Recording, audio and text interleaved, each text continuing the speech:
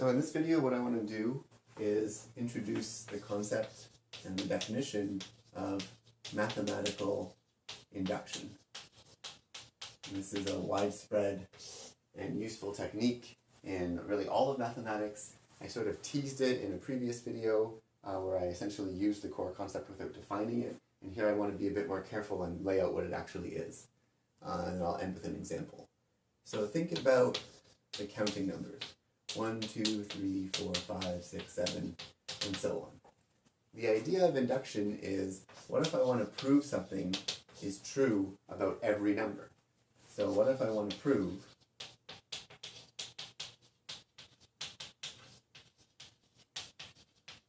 that every number n has some property? We'll see an example of this shortly. Well, the technique of induction has really two steps. I'll write them down here.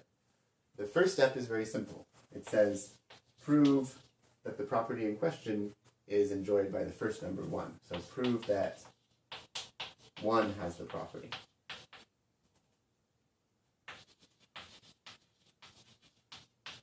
Now that's a fine start. I know that 1 has the property, but I'm still far short of the goal of proving that every number has the property. And that's where step 2 comes in. This is the sort of core of it. Prove that if n has the property, then so must n plus 1.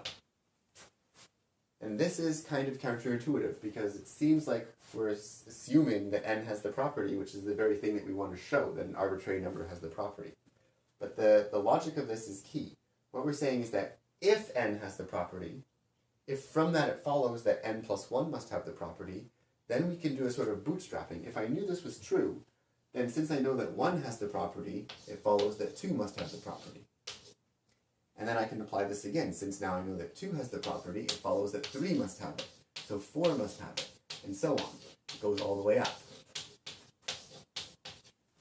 So if I put these two things together, by this bootstrapping logic, I can conclude that every number has the property.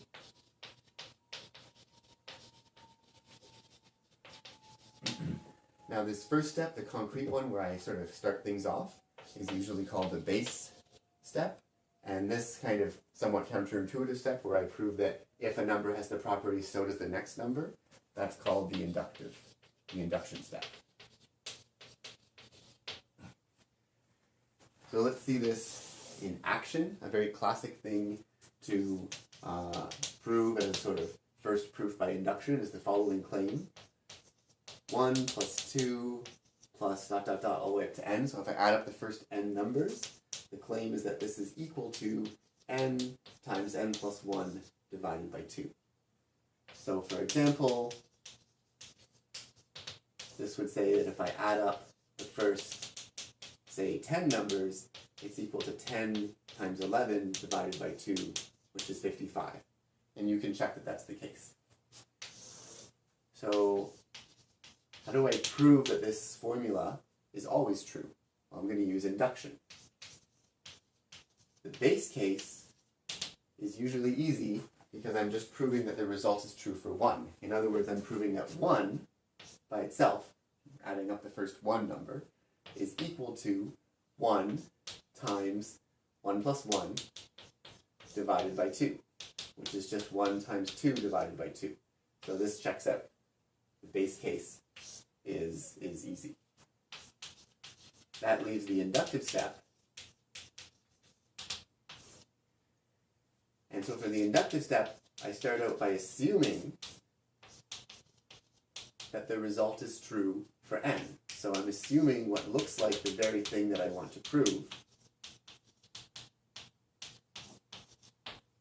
But I'm only temporarily assuming it. I'm trying to show that if this were true for the number n, some specific number n, then it would have to follow, I want to show that it would have to follow that it's also true for the next number. So if you add up all the numbers up to n plus 1, that gives you n plus 1 times n plus 2 divided by 2. This is just the formula where instead of adding up the first n numbers, I'm adding up the first n plus 1 numbers. So instead of n, I have n plus 1. So this is what we want to show. And it's helpful here to observe that when I multiply out the top of this, I get n squared plus 2n plus n, so plus 3n plus 2. So this is the equality that I want to show. And the way that I show it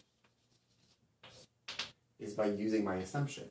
We have 1 plus 2 plus n plus 1. That's this left-hand side here. And well, I can look at the first n numbers in the sum here. That's just the sum of 1 up to n.